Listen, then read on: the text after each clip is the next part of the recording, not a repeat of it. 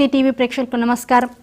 సౌందర్యలహరి అద్భుతమైనటువంటి శ్రావణమాస శుభారంభంగా ప్రారంభించుకుని ఇందులో ఉండేటువంటి ప్రతి శ్లోకానికి కూడా వీలైనంత సాధారణ స్థాయిలో భావాన్ని తెలుసుకుంటూ ఈ శ్లోకాలు చదవడం వల్ల కలిగేటువంటి అనిర్వచనీయమైన అతీతమైన అలాగే లోకంలో సుఖశాంతుల్ని పొందగలిగినటువంటి ఆ ఫలాలన్నింటినీ కూడా తెలుసుకుంటూ పారాయణ విధానాన్ని పారాయణ క్రమాన్ని కూడా అవగతం చేసుకుంటూ ముందుకు సాగుతున్నాం. ఈ ప్రయాణంలో ప్రతివారికి కూడా మనస్సులో ఆ తల్లి యొక్క స్థిర చిత్తము, స్థిర రూపము, స్ఫురద్రూపము నిలిచిపోవాలనేటువంటి కాంక్షతో ఈ ప్రయత్నం చేయడం అనేటువంటిది జరుగుతోంది. ఇందులో అందరూ కూడా సఫలీకృతులు అవ్వాలని, ఆ తల్లి యొక్క నామస్మరణతో మనస్సులు రమింపబడాలని కోరుకుంటూ ఆకాంక్షిస్తూ ఇవాళ ఈ భాగంలో మనం చెప్పుకునేటువంటి శ్లోకం ఏదైతే ఉందో అది విశేషమైనటువంటి శ్లోకం. 26వ శ్లోకం. విరించి పంచత్వం వ్రజతి హరిరాప్నోతి విరతిం వినాశం కీనాసో భజతి ధనధో యాతి నిధనం వితంద్రీ మాహేంద్రీ వితతిరపి సమ్మీళిత దృశ మహాసంహారేస్మిన్ విహరతి సతి త్వత్పతిరసౌ. ఇది శ్లోకం.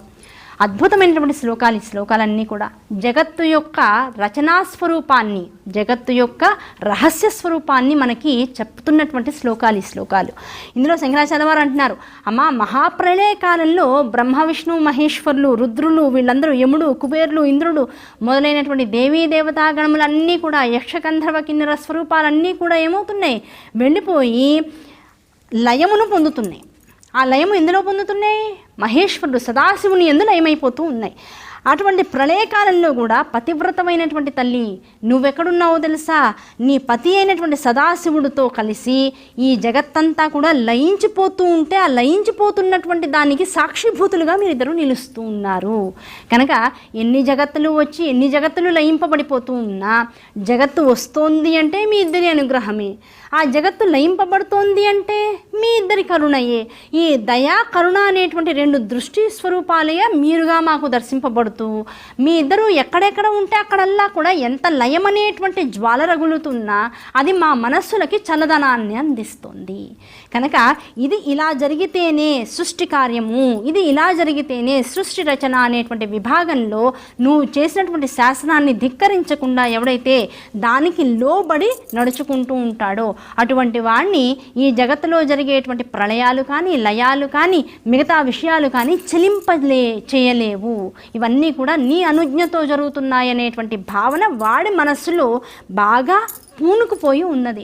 ఆ పూనుకుపోయినటువంటి ఆ నమ్మకమే వాడికి శాంతిని, చల్లదనాన్ని కలిగిస్తుంది. కనుక అటువంటి చల్లదనాన్ని జగత్తుకి అందిస్తూ పతివ్రతా ధర్మాన్ని భర్త యందు ప్రసరింపచేస్తూ మీరిద్దరూ కూడా ఈ జగత్తునంతటినీ కూడా ఇలా పెంచి పోషిస్తూ లయింప చేసుకుంటూ ఉండేటువంటి కార్యక్రమానికి అంతటికీ కూడా అధిపతులుగా గనక మీ ఇద్దరిని మేము దర్శించగలిగినట్లయితే అదే అద్భుతమైనటువంటి జగత్ రచనా స్వరూప దృశ్యము. అటువంటి దృశ్యాన్ని నిరంతరము ఎవడైతే స్మరిస్తూ ఉంటాడో, దర్శిస్తూ ఉంటాడో భావనగా, అటువంటి వాడికి మరణభయం అనేటువంటిది లేదు. అది అందులో ఉన్నటువంటి అసలు రహస్యం. రోజు పొద్దునే లేస్తున్నాం, సృష్టి జరిగింది, కళ్ళు తెరిచాం, సృష్టి మొదలైంది. ఆ కళ్ళు తెరిచినటువంటి సమయం దగ్గర నుంచి మళ్ళీ అలసిపోయి రాత్రి కళ్ళు మూసుకునేటువంటి సమయం వచ్చేదాకా ఈ జగత్తులో స్థితి అంతా కూడా జరుగుతూ ఉంది, విషయాలన్నీ కూడా జరుగుతూ ఉన్నాయి. దాని అందరికీ మనం సాక్షిభూతులుగా ఉంటూ ఉన్నాం, చూస్తున్నాం, కొంత విషయాలకి లొంగుతున్నాం, కొంత చూసి చూడనట్లుగా వదిలేస్తున్నాం. వదిలేసి పట్టించుకోకుండా కొన్ని పట్టించుకుని బాధపడుతూ ఇవన్నీ కూడా జరిగిన తర్వాత సాయంకాలం అయిపోయి ఎప్పుడైతే సూర్యుడు అస్తమించి చంద్రోదయం కలిగిందో అప్పుడు ఏం చేస్తున్నాం? ఇన్ని గంటల పాటు అలసిపోయినటువంటి శరీరానికి, మనసుకి, ఇంద్రియాలకి కూడా స్వాంతనను కలిగించడం కోసం రాత్రి అనేటువంటి సమయాన్ని చక్కగా అనుభవిస్తూ నిద్రకి ఉపక్రమిస్తున్నాం. ఆ నిద్ర అంటే అర్థం ఏమిటి? స్వల్పకాలిక లయము అని చెప్తూ ఉంటారు. ఆ స్వల్పకాలిక లయము యందు ఏం జరుగుతోంది? ఇవాళ జరిగినటువంటి స్థితి కారణం అంతా, స్థితి విషయాలు అన్నీ కూడా పొద్దున్న నుంచి సాయంకాలం దాకా ఏవేవైతే జరిగాయో అవన్నీ కూడా ఈ శరీరగతమైనటువంటి సిద్ధాంతాలను మించిపోయి బయటికి వెళ్ళిపోయినాయి, అన్నీ లయించిపోయినాయి. ఇంకా వాటిని గురించినటువంటి ఆలోచన ఈ దేహానికి కానీ ఇంద్రియాలకు కానీ ఆ పడుకున్న కాసేపట్లో ఎక్కడా లేదు. మళ్ళీ ఎప్పుడు మొదలవుతుంది? మళ్ళీ పొద్దున వాడు లేచిన తర్వాత, నిద్ర మెలకు వచ్చిన తర్వాత ఏ సృష్టి కార్యం అయితే మళ్ళీ మొదలవుతుందో అక్కడ మళ్ళీ తన కార్యక్రమాలు తను చేసుకుంటూనే నిన్న ఇలా జరిగింది, నిన్న అలా జరిగింది, వాడు నన్ను ఇలా అన్నాడు, మళ్ళీ ఈ విషయాలన్నీ కూడా పురస్చరణ చేసుకుంటూ ఉంటాడు. అలాగే ఈ జగత్తంతా కూడా ఏం జరుగుతుంది? ఒకసారి జగత్తుగా వికసించింది. ఆ వికసించినటువంటి జగత్తులో సృష్టి రచన అంతా కూడా జరిగింది. ఈ జరిగినటువంటి దాన్నంతా కూడా మహేశ్వరుడు లయం చేసుకున్నాడు. లయం చేసుకుని మళ్ళీ సృష్టి ఆవిర్భావం జరిగింది. ఆ జరిగినప్పుడు అప్పుడు జరిగేటువంటి సృష్టి రచనతో పాటుగా ఇదివరకు జరిగినటువంటి సృష్టి కార్యములో జీవులు అనుభవించి చేసినటువంటి కర్మలు ఏవైతే ఉన్నాయో వాటి యొక్క ఫలితాలను వాసనగా, ప్రారబ్ధముగా, సంచితముగా, ఆగామిగా, కారణ సూక్ష్మ దేహాలతో పాటు కూడుకున్నటువంటి వాడే తాను తప్పనిసరిగా అనుభవించేటువంటి స్థితిగతులన్నింటినీ మళ్ళీ పరమేశ్వరుడు రివైజ్ చేసుకుంటూ ఉంటాడు. చేసుకుని ఏం చేస్తాడట? అవన్నీ మళ్ళీ వాళ్ళు అనుభవించేలా చేస్తూ ఉంటాడట. కనుక ఇప్పుడు అయిపోయిందని అనుకోవడానికి లేదు. పోనీ అదే మిగిలిపోయిందా? అదే మిగిలిపోవడానికి అవకాశం లేదు. అయిపోయింది అనుకున్నది అయిపోకుండా ఉండడము, మొదలవుతోంది అనుకున్నది మళ్ళీ వెనకాలకి తిరిగి ఉన్నదాంతో పాటు మిళితమవుతూ ఉండడము, ఇదే జీవన వైచిత్రిగా కనుక మనం భావించినట్లయితే ఈ జీవన వైచిత్రిలోంచి జరుగుతున్న దాన్ని, జరిగిన దాన్ని, జరగబోయేదాన్ని కూడా నియంత్రించగలిగినటువంటి శక్తి సామర్థ్యాలు కలిగినటువంటి పార్వతీ పరమేశ్వరుల ఇద్దరినీ కదా నిరంతరము ఎవరైతే స్మరిస్తూ ఉంటారో, వారిద్దరికీ నిత్యము పాదపూజ ఎవరైతే చేస్తూ ఉంటారో అటువంటి వారికి ఈ ప్రారబ్ధ ఆగామి సంచిత కర్మల వలన కలిగేటువంటి కష్టసుఖాలు కానీ, అలాగే చేసినటువంటి కర్మలు వల్ల కలిగేటువంటి రకరకాల అహంకార వ్యవహారాలు కానీ, వాసనామయమైనటువంటి క్షేత్రాల ద్వారా లభించినటువంటి పూర్వజన్మ కృతముల వల్ల కలిగినటువంటి విశేషాలు కానీ వీళ్ళని బాధించవు అని ఓ మాటతో చెప్పేశారు. అంటే పార్వతీ పరమేశ్వరుని నిరంతరము పట్టుకో, వారి యొక్క నామ సంకీర్తనము నిరంతరము చేస్తూ ఉండు. అలా చేసేటువంటి వాడికి కలిగేటువంటిది ఏమిటి? స్థిర చిత్తము. ఆ స్థిర చిత్తము వల్ల ఇదివరకు చేసినటువంటి కర్మకి సంబంధించి ఒక కష్టము నీకు రావాలి. ఆ కష్టము వచ్చింది, ఆ కష్టమునకు మించినటువంటి శక్తి నీ యందు ఉంది. ఆ శక్తి ఏం చేస్తుంది? కష్టమును కష్టం అనిపించకుండా దొర్లించేసి, అంటే ఇంకా వాడుక భాషలో చాలా అర్థవంతంగా అందరికీ అర్థమయ్యే పరిస్థితిలో చెప్పాలంటే 25 కిలోల బియ్యం బస్తాను ఎత్తగలిగేటువంటి శక్తి ఈ దేహానికి లేదనుకుందాం, ఈ మనస్సుకు లేదనుకుందాం. దాంతో నేను ఏం చేస్తాను? ఎవరో ఒకళ్ళు మళ్ళీ ఇంటికి వచ్చేదాకా ఆ పనిని పెండింగ్ పెడతా. లేకపోతే ఏం చేస్తాను? మూట విప్పి ఓ గిన్నె తీసుకుని ఓ 10 సార్లు 20 సార్లు ఆ గిన్నెలోకి బియ్యాన్ని నింపుకుని వంటింటి దాకా వెళ్ళి డబ్బాలో పోసుకుని మళ్ళీ వెనకాలకు వచ్చి మళ్ళీ నింపుకుని, అంటే ఒకే పని 25 కిలోల బస్తాను ఒకసారి లేపి తీసుకువెళ్ళి చక్కగా మూట ఇప్పేసేసి డబ్బాలోకి ఇలా ఉంచేస్తే పడిపోయేటువంటి సులభమైన పని నాకు శక్తి లేకపోవడం మూలాన ఏం చేశాను? 10 సార్లుగా ఆ పనిని విభజించుకుని కష్టపడ్డా. అవునా కదా? ఈ కష్టం తీరాలంటే, ఈ కష్టం కాకుండా ఉండాలంటే నేనేం చేయాలి? నా శరీర దారుఢ్యాన్ని పెంచుకోవాలి. 25 కిలోల బ్యాగ్ని ఎత్తగలిగేటంత శరీర సామర్థ్యం నాకు వచ్చిందనుకోండి, ఇప్పుడు నేనేం చేస్తాను? 2 చేతులతో ఒకసారి బ్యాగ్ లేపేస్తాను, వంటింట్లోకి తీసుకెళ్ళిపోతాను, మూట తీసేస్తాను, బ్యాగ్ని జాగ్రత్తగా ఎత్తి డబ్బాలో బియ్యం కింద అటు ఇటు కూడా పడకుండా జాగ్రత్తగా ఉంపేస్తాను, దులిపేసేసి లోపల మడతేసి పెట్టేస్తాను. ఇప్పుడు కష్టమే, 25 కిలోల బియ్యం బస్తా అనేటువంటిది కష్టమే. కానీ ఆ కష్టము నీ సామర్థ్యాన్ని బట్టి ఏమైంది? కష్టముగా ఉండిపోయిందా? కష్టాన్ని మించినటువంటి సుఖాన్ని ఇచ్చేటువంటి ఒక విభూతిగా మారిందా? అది నీ చేతిలో ఉంది. ఈ ఒక్క రహస్యాన్ని కిటుకుని కనుక నువ్వు తెలుసుకుంటే ప్రపంచంలో ఏదీ కష్టము కాదు. కష్టం అనుకునేటువంటి మానసిక వైపరీత్యము కనుక నీలో ఉంటే, అశక్తత నీలో ఉంటే ప్రతిదీ కష్టమే. 1వ క్లాస్ పిల్లవాడికి ABCDలే కష్టం, 10వ క్లాస్ పిల్లాడికి వాడు చేసేటువంటి లెక్కలే కష్టం, IAS అధికారికి రోజు వాడు ఎదుర్కొనేటువంటి రకరకాల సవాళ్లే కష్టం. ఇవేవి కూడా కష్టం కాదు. ఇది నా సామర్థ్యానికి లోబడి మాత్రమే నాకు ఇచ్చారు. నా సామర్థ్యాన్ని పెంచుకుంటే ఈ కష్టం అనబడేటువంటి విషయం నాకు సులువైపోతుందనేటువంటి రహస్యాన్ని ఎవరైతే తెలుసుకుంటాడో, సామర్థ్యాన్ని పెంచుకుంటాడో, ప్రపంచంలో ఎవరికి ఏ పని, ఏ మనిషి కష్టతరము కానే కాదు. ఆ ఒక్క విషయాన్ని నీకు ఈ ఒక్క శ్లోకంలో చెప్పేశారు శంకరాచార్య. అంటే సెల్ఫ్ మేనేజ్మెంట్ అంటూ ఉంటాం, పర్సనాలిటీ డెవలప్మెంట్ అంటూ ఉంటాం. రకరకాల ఇన్స్టిట్యూషన్స్లోనూ కూడా ఈ రోజుల్లో మనల్ని మనం మేనేజ్ చేసుకోవడం, మనకు వచ్చేటువంటి పరిస్థితుల్ని ట్యాకిల్ చేయడం, దాంతోపాటు మేనేజ్మెంట్ స్కిల్స్ని ఇంకా డెవలప్ చేసుకోవడం, ఇలాంటివన్నీ కూడా ట్రైనింగ్ రూపంలో ఇస్తున్నారు. శంకరాచార్య వారు ఏం చేశారు, 100 శ్లోకాల్లోనూ ఒక్కొక్క శ్లోకంలో ఒక్కొక్క విశేషతత్వాన్ని పెట్టేసి పర్సనాలిటీ డెవలప్మెంట్, సెల్ఫ్ మేనేజ్మెంట్, దాంతోపాటుగా మనకు వచ్చేటువంటి చావోస్ మేనేజ్మెంట్, ఇవన్నీ కూడా మనకు చెప్పేసేసారు. నీకు అనుకోకుండా ఒక విపత్తు వచ్చింది, విపత్తు నుంచి నువ్వు ఎలా రక్షించుకోవాలనేటువంటి విధానాన్ని కూడా ఇందులో పెట్టేశారు. ఆ విపత్తు కాదనేటువంటి స్థాయికి నీ శక్తిని పెంచుకుంటూ ఉండు. శక్తిని పెంచుకుంటూ ఉండడమే అసలైనటువంటి దైవత్వం. ఎదుటివాడు కష్టపెడుతున్నాడండి, అసలు అది కష్టంగా తీసుకునేటువంటి స్థితిలో నువ్వు ఉండకు.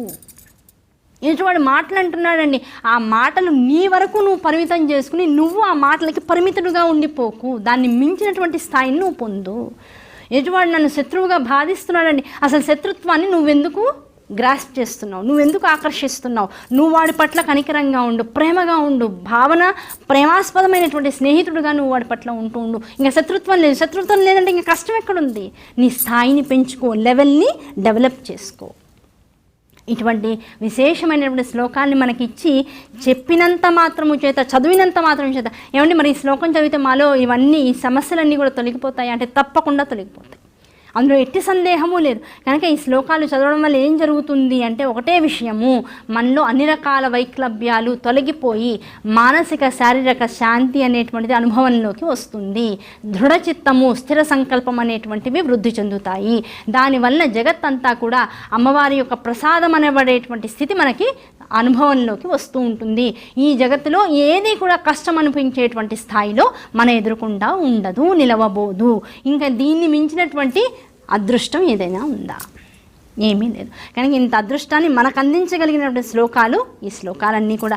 జాగ్రత్తగా ఈ శ్లోకాన్ని పట్టుకుంటే 6 అమావాస్యల పాటు ఈ శ్లోకానికి చాలా విశేషమైనటువంటి పారాయణ విధానాన్ని ఇచ్చారు. 6 అమావాస్యలు, ఒక్కొక్క మాసానికి కూడా చివరి రోజు అమావాస్యగా పరిగణనలోకి తీసుకుంటూ ఉంటాం. అలా 6 అమావాస్యలు ప్రాతకాలంలో తూర్పు దిక్కుగా కూర్చొని ప్రతి అమావాస్యకి కూడా ఈ శ్లోకాన్ని పొద్దున పూట కనుక చదివినట్లయితే, ఆ చదివిన తర్వాత బెల్లపు పరవాణాన్ని అమ్మవారికి కనుక నివేదనగా సమర్పించినట్లయితే కుటుంబంలో ఉండేటువంటి కలహాలు తొలగిపోతాయి. ఇది అందరికీ అవసరం. ఈ రోజుల్లో ఏంట్రా నీ ప్రాబ్లం అంటే, మా ఇంట్లో ప్రాబ్లం సార్, మా అన్నయ్యతో ప్రాబ్లం, లేకపోతే మా చెల్లితో ప్రాబ్లం, మా అమ్మతో ప్రాబ్లం, మా నాన్నతో ప్రాబ్లం, అన్నిటికీ మించి మా ఆవిడతో ప్రాబ్లం, లేకపోతే మా ఆయనతో ప్రాబ్లం, నా పిల్లలతో ప్రాబ్లం, వచ్చిన కోడళ్ళతో ప్రాబ్లం, అన్ని సమస్యలే.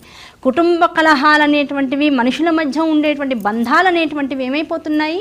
రోజు రోజుకి క్షీణించిపోతున్నాయి. ఆ క్షీణించిపోయేటువంటి ఆ కుటుంబ వ్యవస్థని మళ్ళీ పునరుద్ధరించుకోవడం కోసం ఈ శ్లోకం. కుటుంబంలో ఉండేటువంటి కలహాలన్నీ కూడా తొలగిపోతాయి. అలాగే కడుపుతో ఉన్నటువంటి వారు, స్త్రీలు ఎవరైతే ఉన్నారో వాళ్ళకి సుఖప్రసవం కలుగుతుంది ఈ శ్లోకాన్ని కనుక చదువుకున్నట్లయితే. దాంతోపాటుగా స్పృహ లేకుండా పడిపోయేటువంటి రోగాదులు ఎవరికైనా ఉన్నట్లయితే, ఫిట్స్ కానీ, లేదా కళ్ళు తిరిగి పడిపోతూ ఉండడం కానీ, ఉన్మాద స్థితిలోకి వెళ్ళిపోతూ ఉండడం కానీ, ఇలాంటి వ్యాధులతో ఎవరైనా బాధపడుతున్నటువంటి వాళ్ళు ఉంటే ఈ శ్లోకాన్ని చదివి వాళ్ళ మీద నీళ్లు చిలకరించినట్లయితే వాళ్ళు అటువంటి అపస్మారక స్థితిలోంచి బయటికి వచ్చేటువంటి అవకాశం లభిస్తుంది. చూసారా ఎన్ని రకాలైనటువంటి ఆ అద్భుతమైన ఫలితాలు మనకిచ్చారు. ఒక శ్లోకాన్ని 6 అమావాస్యలు అంటే 6 రోజుల పాటు పొద్దున పూట లేచి ఒక్కొక్కసారి 25 రోజుల తేడాతో 3 గంటల సేపు కూర్చుని పారాయణ చేయడం ద్వారా ఇన్ని లబ్ధులు. శరీరంలో ఏదో రుగ్మత వచ్చింది, ఆ రుగ్మత వచ్చిందంటే డాక్టర్ దగ్గరికి వెళ్ళాం. ఆయన ఏమన్నాడు, ఫలానా టెస్ట్ చేయించుకునండి అన్నాడు. ఒక ఎక్స్రే రాశాడు, బ్లడ్ టెస్ట్ రాశాడు, యూరిన్ టెస్ట్ రాశాడు, ఇంకేదో టెస్ట్ రాశాడు, 10 రకాల టెస్టులు రాసి పంపించాడు. డయాగ్నోసిస్ సెంటర్కి వెళ్ళాం. ఇలాంటి బాధలు పడుతున్న వాళ్ళు బోల్డ్ సేపు వెయిట్ చేయాలి. ఆ వెయిటింగ్ గంటన్నర 2 గంటల వెయిటింగ్ అయింది. అది అయ్యాక షుగర్ టెస్ట్కి ఇచ్చాం. మళ్ళీ ఆఫ్టర్ మీల్స్, బిఫోర్ మీల్స్ 2 రకాలు ఉంటాయి కదా, దాంతో మళ్ళీ వెళ్ళాలి, మళ్ళీ కూర్చోవాలి. అంటే నీ శరీరంలో ఉండేటువంటి ఒక రోగాన్ని నిర్ధారణ చేసుకోవడం కోసం, లేదు అది ఎంత స్థాయిలో నిన్ను ఇబ్బంది పెడుతుంది అనేటువంటి విషయాన్ని తెలుసుకోవడం కోసమే కొన్ని గంటల సమయాన్ని నువ్వు కేవలం వెయిట్ చేస్తూ, దానికోసం విచారం చేస్తూ ఎప్పుడైతే గడుపుతున్నావో, అసలు ఏ సమస్య లేకుండా నీ జీవితాన్ని బాగు చేసుకోవడం కోసం కొన్ని గంటలు స్పెండ్ చేయలేవా? అంత అశక్తుడుగా ఉన్నావా నువ్వు? అంత నమ్మకం లేకుండా ఉన్నావా అనేటువంటి ప్రశ్న ఎవరికి వాళ్ళం వేసుకున్నట్లయితే, ఒక డాక్టర్ ప్రిస్క్రిప్షన్ రాసి ఆ ప్రిస్క్రిప్షన్లో ఉన్నటువంటి విధానంలో after meals, before meals, before breakfast, before bread అనుకుంటూ రకరకాల మందులు రకరకాల స్థాయిల్లో వేసుకోవడం కోసం ఒక కోర్సు రాసిస్తాడు. ఆ కోర్సును యథాతథంగా వాడాలి. అందులో ఏమాత్రం తేడా వచ్చినా మనం అనుకున్నంత స్థాయిలో మనకి రిలీఫ్ రాదు.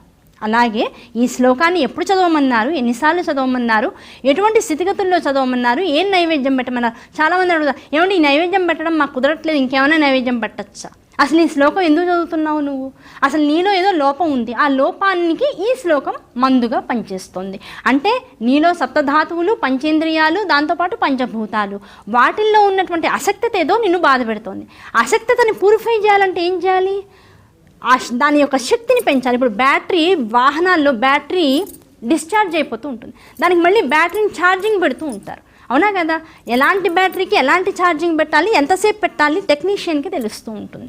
అలాగే మన శరీరంలో ఉండేటువంటి సప్తధాతువులకి, ఇంద్రియాలకి, పంచభూతాలకి ఎక్కడ శక్తి తగ్గుతుందో, దేనివల్ల మనం అతిగా ఆలోచిస్తున్నామో, ఆ పని ఎందు మనకెందుకు శ్రద్ధ కలగట్లేదు, అలాగే ఆ పనిని ఎందుకు మనం జాగ్రత్తగా మంచిగా చేయలేకపోతున్నామో, ఎదుటివాడు ఆశించినట్లుగా చేయలేకపోతున్నామో, ఇవన్నీ మనలో ఉండేటువంటి లోపాలే.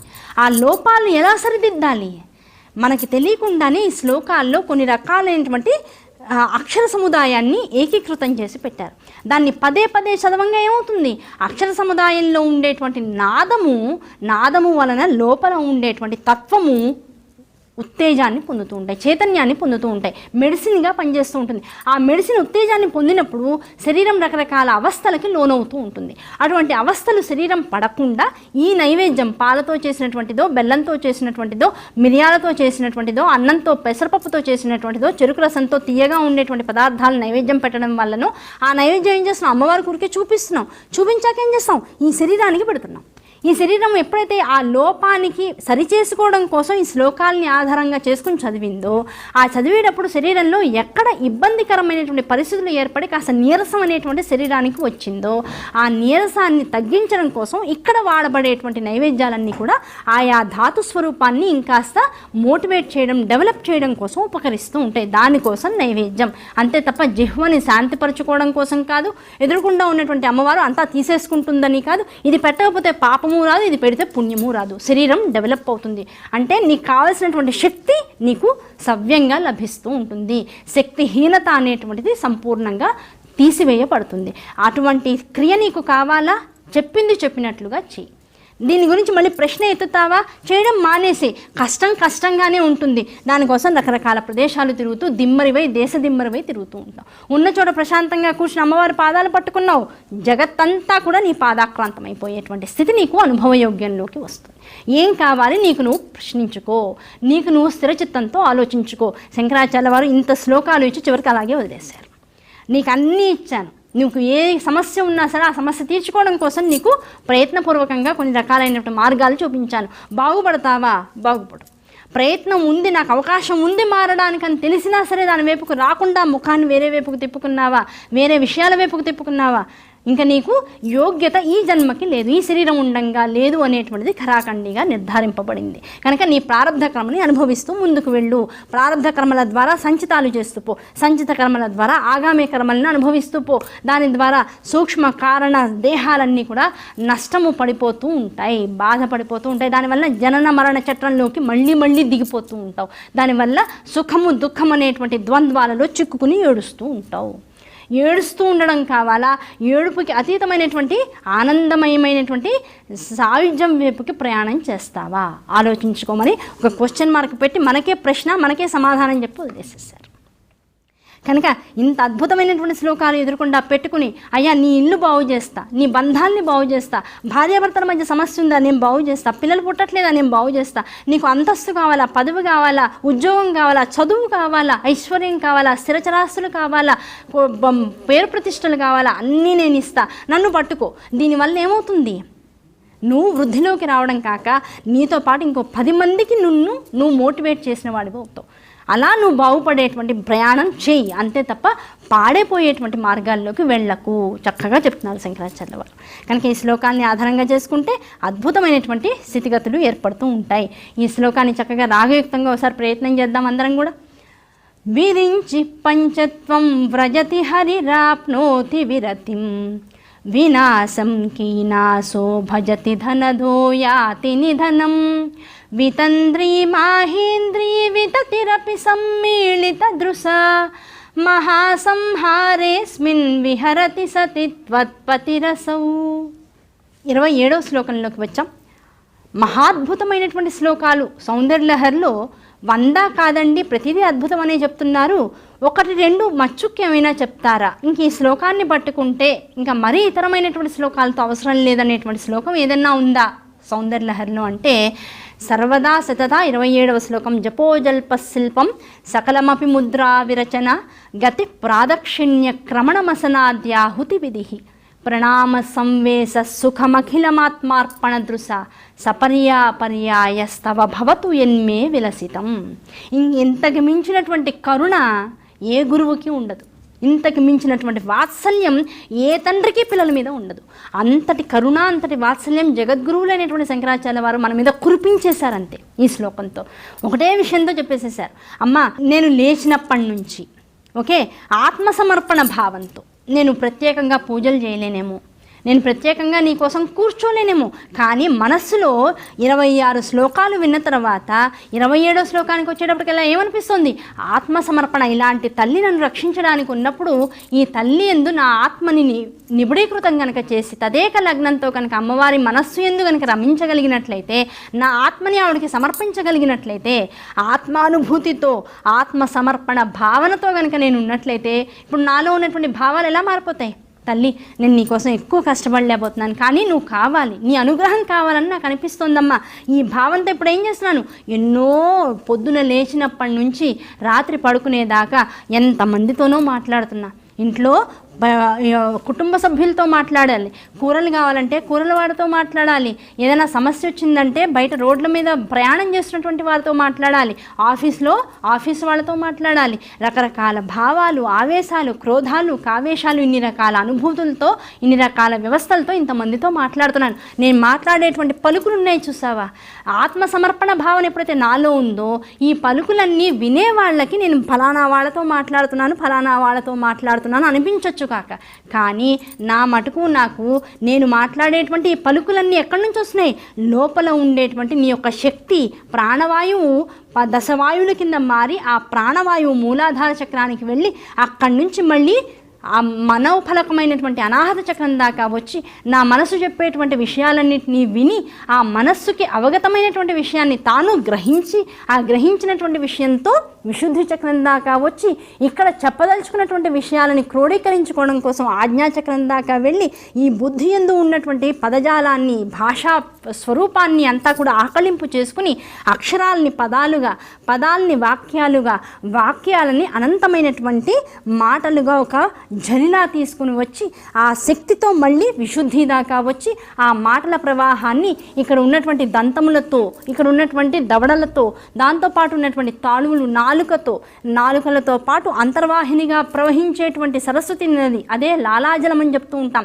ఆ లాలాజలంతో తడపబడి, దంతాలతో నొక్కబడి, దవడలతో దాన్ని బాగా పిసికి, దాని రకరకాల అవస్థలు దానికి గురి చేసి, ఏ స్వరమైతే గాలిని ఆధారంగా చేసుకుని ఈ నోటి నుంచి దంతములను దాటి బయటికి వస్తూ ఉంటుందో, నాలిక యందు విహరించి విస్తరించి బయటికి వదలబడుతూ ఉంటుందో, అది అమ్మ అనేటువంటి ఒక అక్షరం, ఒక పదంగా కనుక మారినట్లయితే ఆ ఒక్క పదం ద్వారా ఇంత దేహము కూడా పులకించిపోతూ ఉంటే ఇన్ని మాటలు అనర్గళంగా మాట్లాడగలిగినటువంటి ఈ శక్తి ఇప్పుడు ఎవరిది? మాట్లాడుతున్నటువంటి నాదా? మాట్లాడేటువంటి శక్తి స్వరూపంగా నువ్వు నాలో ఉండి మాట్లాడించేస్తున్నటువంటి నీదా అని ఆలోచిస్తే ఇదంతా నీ స్వరూపమే. కనుక ఇప్పుడు ఈ శక్తి అంతా ఎవరిది? ఇంత మాట్లాడుతున్నాను, ఇప్పుడు నా పలుకులన్నీ ఏమిటి? బాహ్యంగా చూడడానికి అందరితో మాట్లాడుతున్నట్లుగా కనపడుతున్నాను, కానీ పారమార్థికంగా ఆత్మచైతన్యంతో, ఆత్మసమర్పణ భావంతో కనుక ఆలోచిస్తే, అమ్మ ఇవన్నీ కూడా నేను నీకు చేసినటువంటి స్తోత్రంగా భావించు తల్లి. నా భావన ఏదన్నా కావచ్చు, మాటలు ఏమన్నా కావచ్చు, కానీ ఇంత మాటలు, ఇదంతా నీ అనుగ్రహం, ఈ మాటలన్నీ నేను నీకు చేసేటువంటి స్తోత్రమే. అటువంటి భావాన్ని నువ్వు నాకు అనుగ్రహించేసి ఇదంతా నేను నీకు చేసేటువంటి జపంగా స్వీకరించు. అలాగే చేష్టలు చేస్తున్నాను, అందరితో మాట్లాడుతూ చేతులు తిప్పుతున్నాను, రకరకాల భంగిమలు చేస్తూ ఉన్నాను. ఇవన్నిటినీ కూడా చేతులతో చేసేటువంటి భంగిమలన్నింటినీ కూడా అంగన్యాస కరన్యాసాలు అనుకో తల్లి. అంతే తప్ప నేను రకరకాల భంగిమలతో వాళ్ళని బాధ పెడుతున్నాను, లేకపోతే ఇబ్బంది పడుతున్నాను, లేకపోతే ఇంకో రకమైనటువంటి నాలో ఉక్రోషాన్ని బయటికి పెడుతున్నాను అనేటువంటి భావన రానివ్వకు. ఇదంతా కూడా నేను నీకు చేసేటువంటి అంగన్యాస కరన్యాసములే తల్లి. దాంతోపాటు ఇంకోటి ఏం చేస్తున్నాను? నా తిరుగుడుంది చూసావా, ప్రపంచమంతా తిరుగుతున్నాను. లౌకికాసక్తి కోసం బానిసలా తిరుగుతూ ఉన్నాను. ఈ తిరిగేటువంటి దానివల్ల ఏమవుతుంది, ఇంద్రియాలన్నీ కూడా ఉపకరిస్తున్నాయి కనుక తిరుగుతున్నాను. ఈ తిరుగుడు ఏమవుతుంది, లౌకికమైనటువంటి జిజ్ఞాస పెంచుతోంది. కానీ ఆత్మసమర్పణ భావన ఉంది కదా, ఈ భావనతో ఇప్పుడు నా తిరుగుడంతా ఏమవుతుంది, నీకు నేను చేసేటువంటి ప్రదక్షిణ కింద తీసేసుకో. నేను ఎంత దూరం రోజంతా ప్రయాణం చేస్తూ ఉంటానో అదంతా నేను నీకు చేసేటువంటి ప్రదక్షిణే తల్లి. ఇంటి నుంచి మొదలవుతున్నాను, బయటికి వెళ్తున్నాను, రకరకాల పనులు చేసుకుంటున్నాను, చివరికి ఎక్కడికి వస్తున్నాను, మళ్ళీ ఇంటికే వస్తున్నాను. ఆనంద క్షేత్రం నుంచి మొదలెట్టి ఏ ప్రదక్షిణ అయితే చేస్తూ వస్తామో, మొత్తం దేవాలయానికి వెళ్ళాం. దేవాలయానికి వెళ్ళాక ఏమవుతుంది, అక్కడ క్షేత్రములు ఉంటూ ఉంటాయి. మనము ప్రాణము ఈ జీవముతో లోపలికి వెళ్తూ ఉంటాం. ఆ ప్రాణము నుంచి ఈ జీవుడు అనేటువంటి వాడికి కావాల్సినటువంటి క్షేత్రము ఎదురుకుండా ఉన్నటువంటి శ్రీవారి ఎదురుకుండా ఉండేటువంటి స్వరూపం. దాని నుంచి బయలుదేరి మనోక్షేత్రం, మనోక్షేత్రం నుంచి జ్ఞానక్షేత్రం, జ్ఞానక్షేత్రం నుంచి ఆనందక్షేత్రం వైపుకి ప్రయాణం చేస్తూ ఉంటాం. ఈ ప్రదక్షిణ అనేటువంటిదంతా కూడా చిట్ట చివరికి దేనికి అంటే ఆనందం కోసమే. ఇంటి నుంచి బయలుదేరి మళ్ళీ ఇల్లు చేరుతూ ఉన్నాను.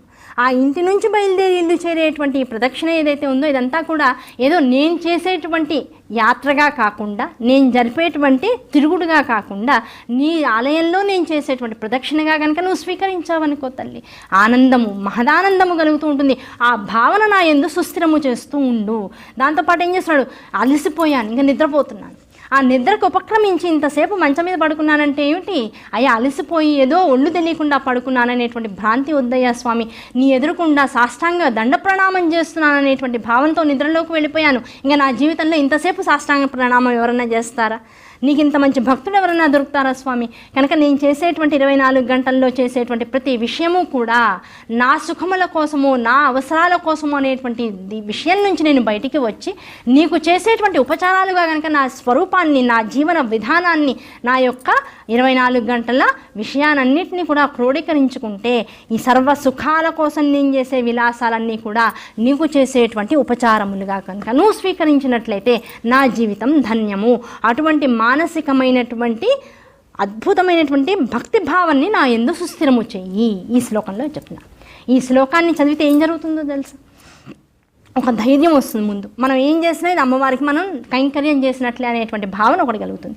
దాంతోపాటు తప్పు చేస్తున్నామని ఎప్పటికప్పుడు లోపల మనస్సు చెబుతూ ఉంటుంది. ఏదైనా మనం తెలియకుండా సరే, మనకి ఇష్టము అది తప్పని తెలిసినా సరే కొన్నిసార్లు ఏం చేస్తూ ఉంటాం అంటే దాని వైపుగా మొగ్గుతూ ఉంటాం. అది మనిషి యొక్క లక్షణం. అది ఆ లక్షణంతో చెడువైపుకు వెళ్తూ ఉంటే లోపల ఉన్నటువంటి ఆత్మస్వరూపం చెప్తూ ఉంటుంది, తప్పు చేస్తున్నావు, వద్దు, యువతలకు వచ్చేసి వద్దు, ఆ మాట మాట్లాడకు, ఇలా చేయకు, అలా చేయకని చెప్తూ ఉంటుంది. దాని మాట వినగలిగేటంత శక్తి దేహానికి వస్తుంది. దాంతోపాటుగా ఈ శ్లోకంలో ఉన్నటువంటి విశేషమైనటువంటి తత్వం ఏమిటంటే, గురూపదేశంగా ఏ మంత్రాన్నైనా సరే స్వీకరించినట్లయితే ఆ మంత్ర సిద్ధి ఈ శ్లోకాన్ని విశేషంగా చదువుకోవడం వల్ల కలుగుతూ ఉంటుంది.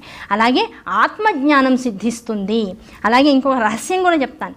ఈ శ్లోకాన్ని ఇన్ని రోజుల పాటని నిరంతరము కనుక ఎవరైనా పారాయణ చేసి దాన్ని ఒక నియమానుసారంగా కనుక పెట్టుకున్నట్లయితే జీవితంలో అమ్మవారిని దర్శించగలిగేటువంటి అవకాశం వస్తుంది. కాదు అమ్మవారు స్వయంగా నడిచి మన ఇంటికి వస్తుంది. అమ్మవారు ఏదో ఒక రూపంలో మన ఇంటికి వచ్చి మనకి దర్శనాన్ని ఇస్తుంది. ఇది తథ్యం, ఇది నిజం.